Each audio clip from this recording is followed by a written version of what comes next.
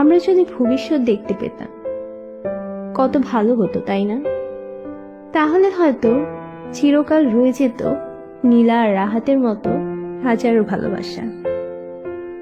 আজকে আমি আপনাদের মাঝে নিয়ে এসেছি নীলা আর রাহাতের অপূর্ণ ভালোবাসার গল্প, চিরন্তন অপেক্ষা।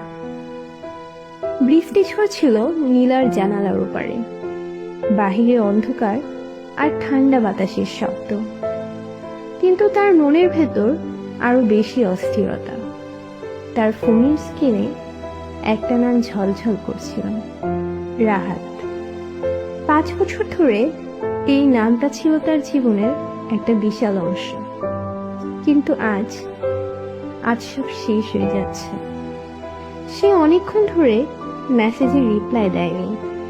কি বলবে, কিভাবে বলবে? রাহাতের সাথে তার যত স্মৃতি, যত গল্প, সবকিছুই আজ যেন কুয়াশার মতো মিলিয়ে যাচ্ছে। নীলা আর রাহাতের সম্পর্কটা ছিল ঠিক স্বপ্নের মতো।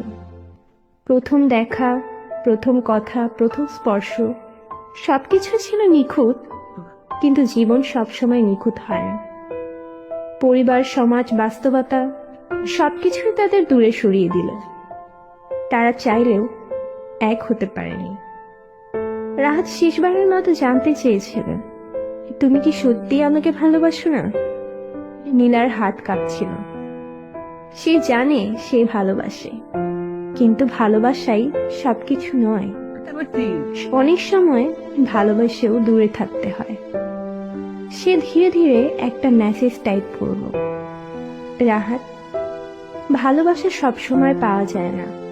কিছু ভালোবাসা কেবল অনুভবের জন্যই থাকে, অপূর্ণ কিন্তু চিরন্তন। তারপর সে ফোনটা রেখে দিল। বাহিরে বৃষ্টি থেমে গেছে, কিন্তু তার চোখের ভেতর এখনো ঝড় বয়ে যাচ্ছে।